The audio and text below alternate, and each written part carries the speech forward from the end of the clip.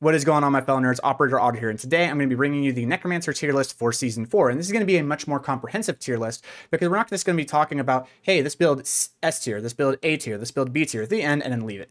We are actually going to go more into detail about this, about each activity and where the builds rank in each of those, and then create an over-comprehensive list and another list that we'll talk about in the end. And this list was made by myself, Sir K, Mercy, and Aldermene when we were going through all of the builds and discussing where the builds should lie in terms of practicality, rather than just like, oh, we saw a damage number on the screen. Like, we actually want to see, like, hey, we all mess with all of these builds. We kind of all know where they're going to lie and with the numbers and the theories that we put out. Now, take heed, this is theory, guys. This is theory. And 95% of the time, we as content creators just swing and miss on the tier list. Okay, that's just the way it works. But still, there's valuable information to obtain from this, because you can kind of get an idea of where the builds are going, and maybe one of the builds really just come out and show. And one of those builds that we're going to talk about is from this gorgeous piece of art, Michelangelo style. As you can see, it was like literally done by himself. Yeah, minions, unfortunately, don't seem to be the best at any activity. They're strong in like all the activities, but they are not rank 1 at any activity in the game. There are other builds that just do what they do better. Even Uber boss killing. Yeah, we'll get to that. So yeah, let's get started. Let's get into this. All right. So all these builds can be found in the description below. All right, and they are going to be dynamically changed as the season goes. Like, I will be dynamically changing them and updating them as people get more information with the new temper system changes that they're going to be making with the patches and the notes and stuff. Like they did the Golem Master, you're going to be doing things for other things as well. So we're gonna dynamically change those, so you don't need to worry about that. But on the right side here at the top, we're gonna have the activity of what we're going to be doing, and we're gonna have the ranking of the build accordingly from 1 through 9, because we have 9 builds, and those 9 builds are the ones that we were talking about in the YouTube. And we're going to give a description as to why that is. So let's start off with leveling. All right, so for leveling, minions, specifically Army of the Dead minion, just seems to be the best because there's just gear given to you from the season. And that's kind of how we had to rank this, is like, leveling is kind of weird because it really depends on your RNG of getting like item drops, right? I know that in season 1, for me, I got a Lilith Wall at like 66 or 67. And because of that, I was just able to turn on Omnistorm Bone Spear at the time. That was super strong, and just spam Sarat's Lair. And I actually got like rank 7 world for the Necromancer because I just got a Lidless Wall. But then in season 3, I didn't get a Lilith Wall until I was level 100 and ran Zir 33 times.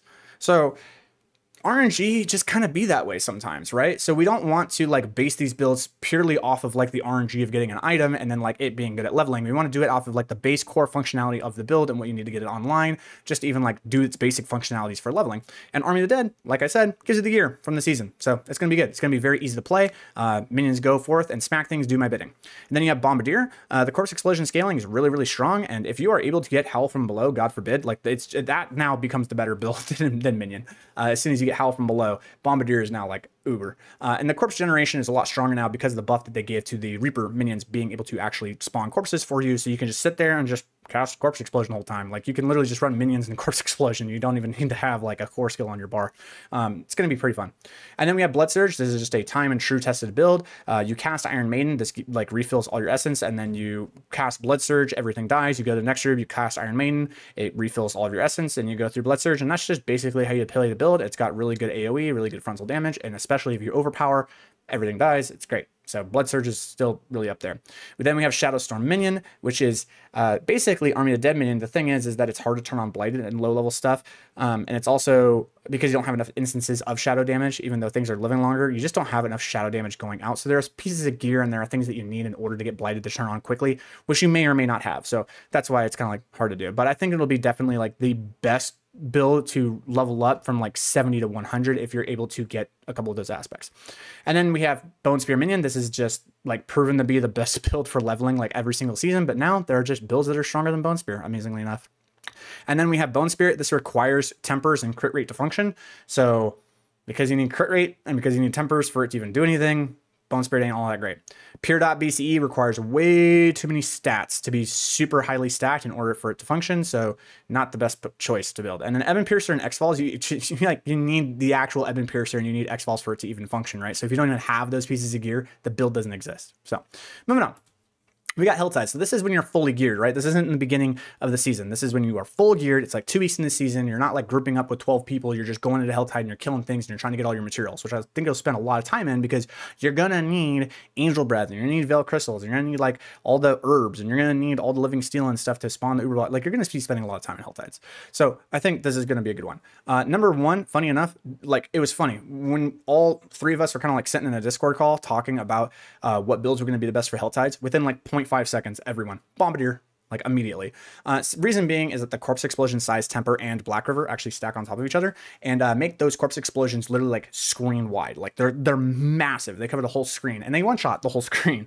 So you literally cast Bone Spear and then there's a corpse and it consumes the corpses and just boom, the whole screen dies and it just chain reacts and you just walk through and it's just good. It also has maximum mobility. It's just like the best for sure.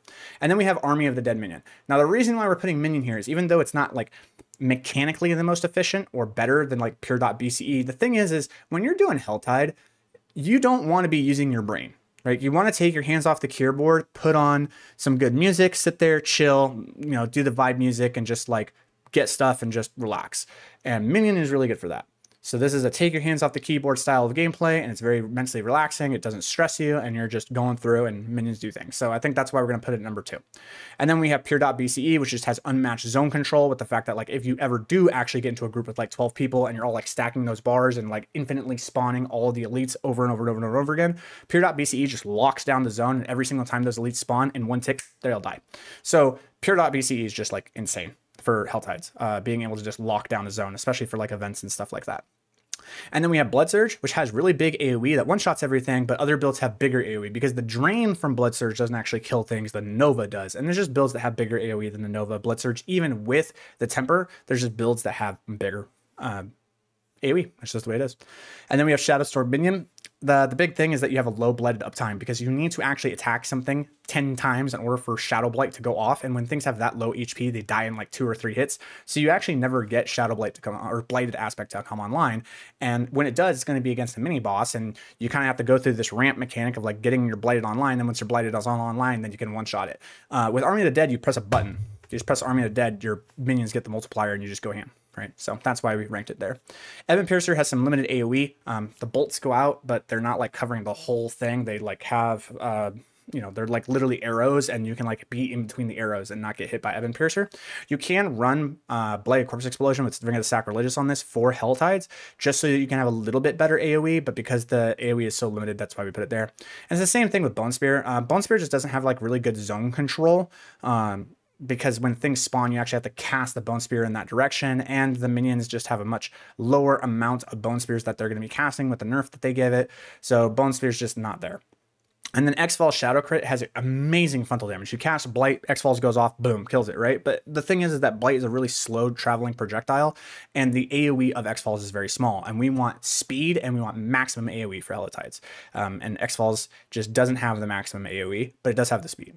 And then you have Bone Spirit, which has the speed, but you need to get into melee. And if you're not in melee, and you decide to cast Bone Spirit, your Bone Spirit's going to travel slower than the speed of smell. So it's actually just faster for you to run up to the enemies and cast Bone Spirit right in their face, but it's got really limited AoE because of that, so it's just not all that great for HellTide compared to other builds. Okay, moving on, we have Nightmare Dungeons, which is where we're going to get all of our Veil Crystals and our Glyphs. Well, you could probably get more Veil Crystals for HellTide now from the changes they're making, but this used to be where we get our Veil Crystals. This will definitely be where we go to actually level our Glyphs up. And Bone Spirit is just the best for that. So I went from last place in HellTides to first place in Nightmare Dungeons. And the reason being is that it just one-shots everything. Straight up, you just run through, you cast Bone Spirit, and it just one-shots everything. At maximum speed, you just run through and it kills everything, including the dungeon boss. Like, you get up to dungeon boss, you press Bone Spirit, and it dies. It's pretty insane. So, Nightmare Dungeons, Bone Spirit, numero uno. Bombardier is number 2. It has the same concept as Bone Spirit. It's just that the Bone Spear has to go out and hit something and kill it or generate a corpse in order for Corpse Explosion to go off. So because we're waiting for the time for this corpse to actually spawn and Ring of the Sacrilegious to go off and kill everything, that's why it's ranked number 2. Evan Piercer is the same thing, but it has a lower amount of AoE. You're running through and you're running and gunning and you cast Blight, and you just forget, because when the blighted projectiles actually hit the target, you can just run past them and the dot will kill them. So this is kind of something that we did in the pit. As we were running by elites, we casted Blight like twice and it hit them, and then we just ran past them, and then we just like got progression on our bar when we were like the next screen over because the dots just killed them. So this is something that we did, and that's going to be really strong for Nightmare Dungeons. After that, you got Exfall Shadow Crit, which is it's a very frontal form. It has very max speed. It comes through, you cast Blight, thing dies, but it has smaller AoE than Ebon Piercer or Bombardier or Bone Spirit, so that's why it's there. And then Blood Surge has really big damage, but it requires you to overpower in order to kill anything in a tier 100. So because it has to go through its attacks to cycle through to its overpower to then one-shot the screen, it's slower, therefore we ranked it there. Then you have Pure.BCE. Its AoE is really massive and it has maximum movement speed, but it functions off of the Blighted aspect and the Black River multiplier, which requires ramp time to get all the corpse generation and everything going up and going. And so because of that, it's not really strong in a Nightmare Dungeon compared to other builds. It will still clear it very, very fast, just not as fast as something like Bone Spirit or Bombardier. And then we have Bone Spear Minion, which checks all the boxes, but the damage just ain't enough. I don't know what to say. It's just not there. And then you have Army of the Dead Minion and Shadowstorm Minion. So minions are actually the worst for Nightmare Dungeons, and the reason being is they have such limited AoE, and the minion AI is really wonky. They're still not attacking like the things that you really want them to attack, and every 4 to 6 seconds you do insane damage, but you do it within a limited space. And in Nightmare Dungeons, you just want to blast through it. So minions aren't all that strong for dungeons. We actually think they're going to be the least efficient at them, which is a hot take. I understand that, and if I'm wrong, I'm wrong. That's totally okay. But that's kind of where we're putting them, and that's why. Moving on, we have Uber Losses. So this is where things get really kind of funky, right? So Exfall's Shadow Crit looks to be the strongest, and I'm going to tell you why. First, let's actually talk about Army of the Dead, because everyone's saying that minions are going to be absolutely the best for Uber bosses, but the thing is, with the nerfs to the Golem Mastery, they're still going to be outputting billions of damage, but it's only once every 4 to 6 seconds. So let's say every 5 seconds, I'm able to output 1.5 billion damage. Boom. Okay. So every 5 seconds, I output 1.5 billion damage. Now let's talk about Exfall Shadow Crit. So I tested this out in the PTR, and I was curious about whether or not Exfall's procs multiple times against a target with just one blight on it. And it did.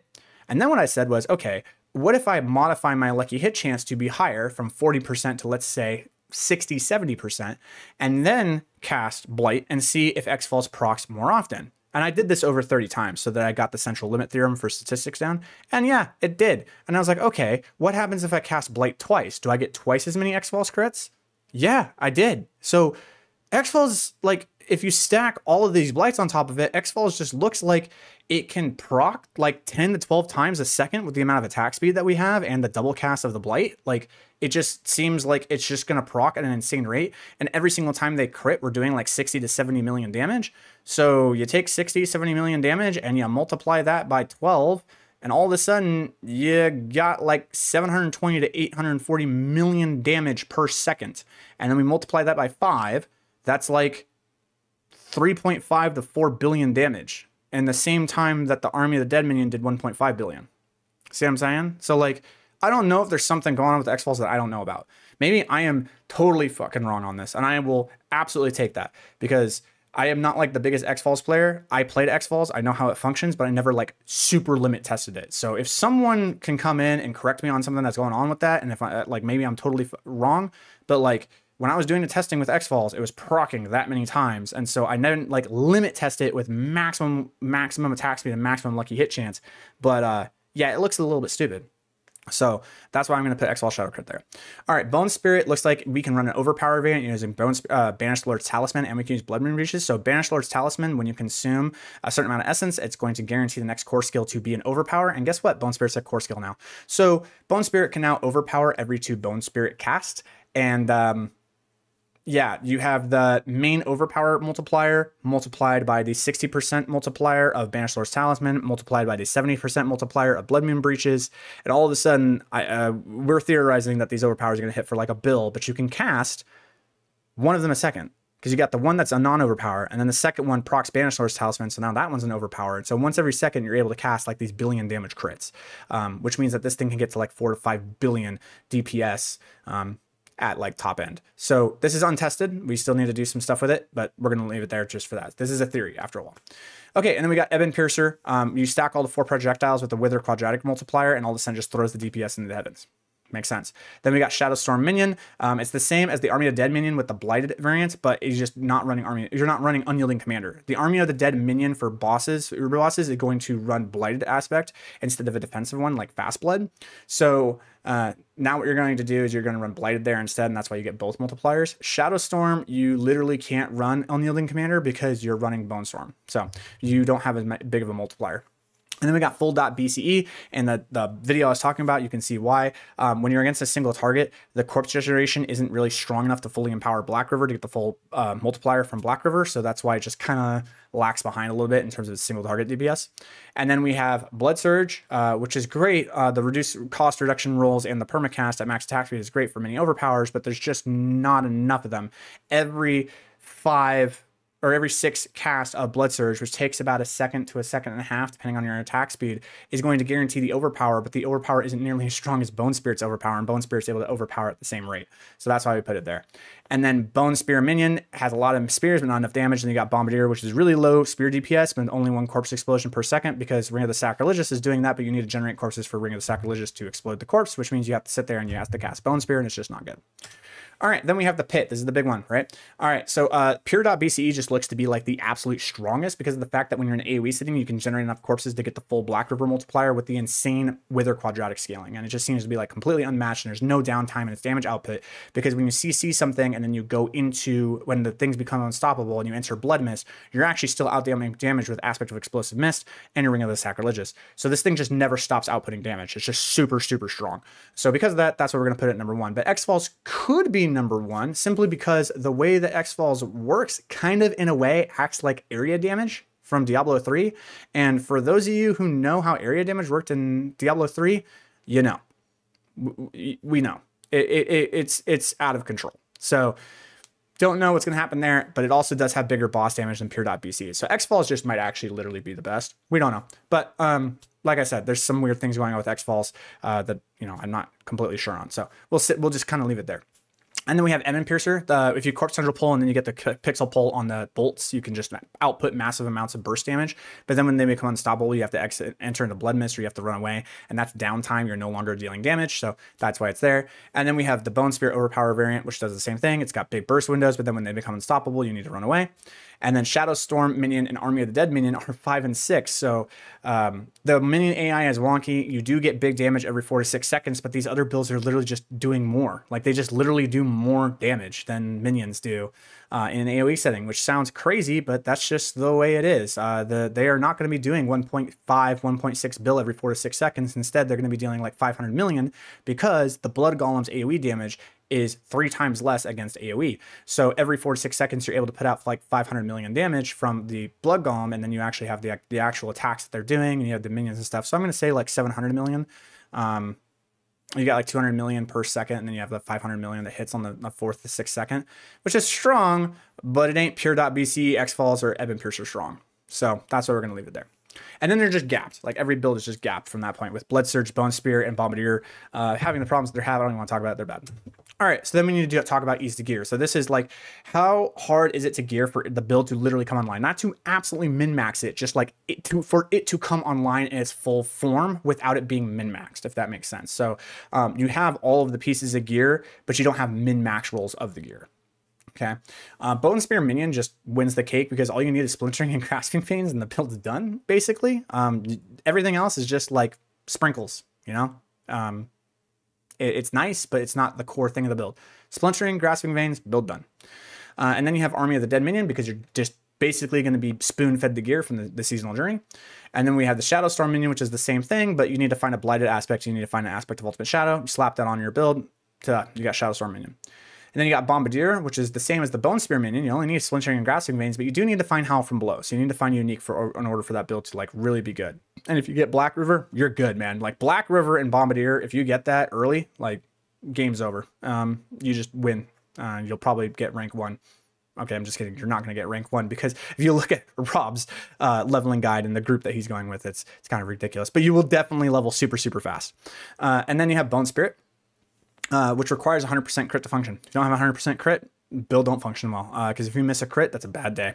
And it's not hard to get 100% crit, but it's still harder than the builds above. It's hard to get that. Then you have X-Fall Shadow Crit, which needs a Duriel unique, so you need to kill Duriel to get X-Falls. And then it requires high crit chance, and it does require high lucky hit chance in order for the build to function well, because you need high lucky hit chance for X-Falls to proc, and then when X-Falls does proc, you want it to crit. And then for Blood Surge, it needs 2 Ubers in order to play at maximum value. And you need to have high rolls of the resource cost reduction in order for it to function the way that I had in my build planner. There are going to be many ways to build Blood Surge, and maybe there's one that's much easier to build than this, but I don't know if it's going to be more efficient. So that's just where I'm putting it. It just is what it is. And then we have Evan Piercer and Pure.BCE at the bottom, and these are the shadow dot builds. And the reason being is that Wither scaling requires like a greater affix roll of intelligence in every single piece of gear that can roll intelligence, and then you need to double stack the master working on top of that in order to get that intelligence, because when Wither is only at like 20-25%, it's not good. Wither really comes online once you bypass that like 40 to 45% mark, which requires 21 to 2400 intelligence. And that's a lot that you need to get in order for the build to just turn online just for the Wither. But then you also need a max attack speed for both of the builds in order to like output the dots as fast as possible. And to make it even worse for Pure.BCE, now you need to get really high lucky hit chance so that you actually have a high Black River multiplier. And then you need to have a high roll Black River from Duriel. And then you need to get a 1 second sacrilegious ring roll as well, which you can get on the first try. And for others like myself in season 2, it took a really long time to get the 1 second sack ring. So I'm not going to talk about that. Those are bad days. All right. So now we need to talk about the combined score ranking, which is all of them combined. So there's a 3-way, let me tell this.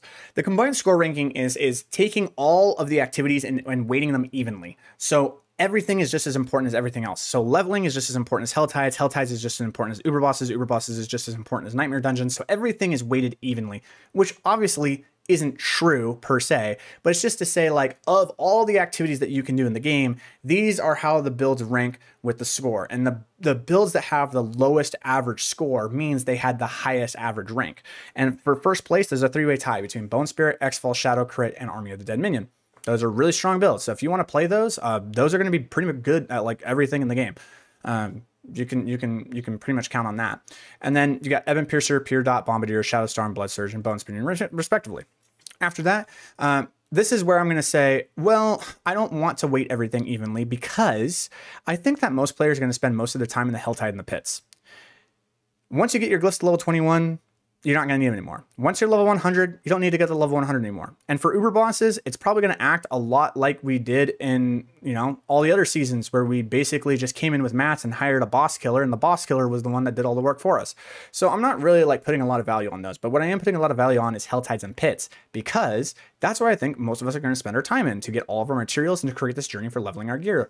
And in that one, number 1 is Pure.BCE. Pure.BCE is number 3 for HellTides. It's number 1 for Pits. So because of that, it's just like the best average build based on the objective scores that we gave it. After that is Army of the Dead Minion. So if you're a minion player, good to go. That's still a very, very strong build for pretty much the content that most of us are going to be participating in. Then you have Evan Piercer. Then you have a 2-way tie between X-Fall, Shadow Crit, and Shadowstorm Minion. Then you got Bombardier, Blood Surge, Bone Spirit, and Bone Spear Minion. So I hope this is able to actually like inform you a little bit more than just an average tier list. Like this actually gives you a little bit more information to make an informed decision as to like what you want to play for Necromancer going into season 4, rather than just A tier, S tier. Now you kind of know where like all the builds lie within specific activities based on the rankings that I gave them, that I could be right or wrong about, because like I said, most of us as content creators completely swing and miss that one by a mile. But I'm trying. Right? I'm trying to give you as accurate and detailed information as I can. So take it with a grain of salt, don't take it too seriously, but this is just my thoughts and opinions on the matter for season 4.